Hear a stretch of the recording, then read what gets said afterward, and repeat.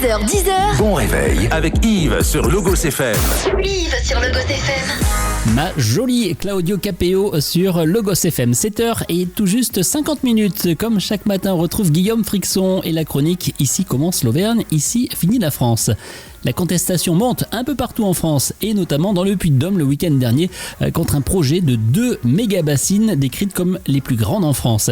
Et bien samedi, une randonnée festive de protestation a été organisée entre Vertaizon et Billon. Et bien sûr, Guillaume était au milieu de ce cortège révolté contre ce projet de rétention d'eau pour les cultures agricoles. La région Auvergne-Rhône-Alpes et le casino de Roya vous présentent Ici commence l'Auvergne, ici finit la France. Avec Guillaume sur Logos FM. Tout le monde déteste les bassines. Beaucoup craignaient des débordements pour cette première grande manifestation depuis celle de Sainte-Soline, mais il n'en fut rien. Fort heureusement, la marche au départ de Vertaizon a rassemblé le week-end dernier plus de 5000 personnes venues dire leur opposition très franche à ce projet initié par 36 agriculteurs locaux qui souhaitent créer 2 gigabassines de 14 et 18 hectares, soit l'équivalent d'une quarantaine de terrains de football. Anton Dums fait partie du collectif Bassines Non Merci du Puy-de-Dôme. Les bassines, c'est extrêmement coûteux, c'est des millions d'euros d'investissement pour des projets qui ont montré leur échec avec des décennies de recul dans certains pays, alors qu'on a des pratiques de régénération sur l'eau et sur nos sols qui maintiennent l'eau dans les sols et qui permettent aux paysans de vivre avec des modèles qui sont bien moins coûteux.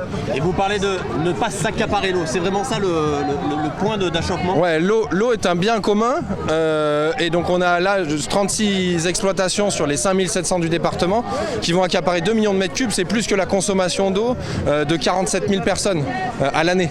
Donc voilà, ça c'est pas possible. Alors ces gigabassines, ce sont des bassines creusées dans la terre avec au fond une grande bâche en plastique pour stocker de l'eau qui serait dans ce cas de figure puisée dans l'Allier à quelques kilomètres de là, entre novembre et mars. Alors les défenseurs du projet expliquent qu'en période de crue, il ne faudrait qu'une demi-heure de pompage pour remplir ces bassins de rétention d'eau qui permettraient ensuite d'arroser les cultures lors des périodes de sécheresse notamment. Mais Jérôme, qui tient une pancarte en forme de goutte d'eau, défend l'idée que l'eau est un bien commun avant tout.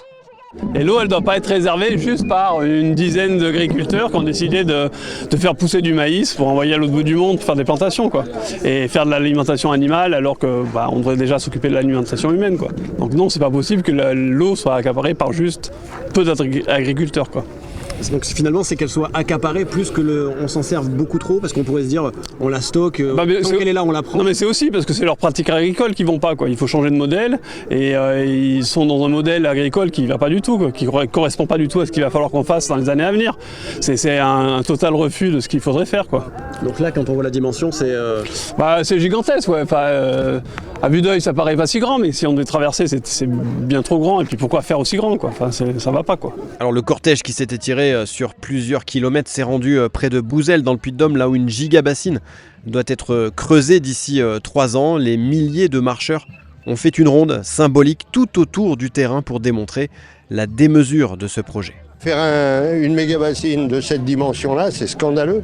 Aller prélever de l'eau en hiver, c'est nous dire c'est pas grave. En réalité, c'est très grave parce que les nappes phréatiques, à part cette année où elles sont pleines, il y a des années qu'elles ne sont pas remplies. Et ce qui s'est passé à Sainte-Soline était déjà scandaleux. Donc on sera là et on sera encore là quand ils l'écriront. Vous serez vigilants. On sera vigilants, on sera toujours là. Et Pascal a fait plus de 5 heures de route depuis Niort pour venir manifester ici dans le Puy-de-Dôme. La défense de l'eau est une question de principe, que ce soit ici ou ailleurs en France. Au final, la nature va crever. Donc en fait, il faut que les gens ils le comprennent, ça. On est à un seuil de rupture. Donc en fait, on n'a plus le choix. Il faut arrêter, il faut un autre modèle, il faut qu'on arrête, il faut une autre agriculture. Et ça, il faut le comprendre. C'est tout. Et on est prêt, on est là et on ira plus loin encore s'il faut, c'est tout. Voilà, à l'heure actuelle, les agriculteurs porteurs de ce projet de 2 méga-bassines n'ont encore déposé aucune demande auprès de la préfecture du Puy-de-Dôme. Quant à moi, je vous souhaite une très très belle journée sur Logos FM, bien sûr.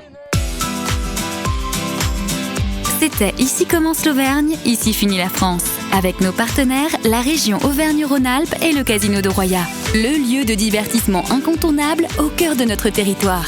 Jeux, restaurants, spectacles, salles de réception.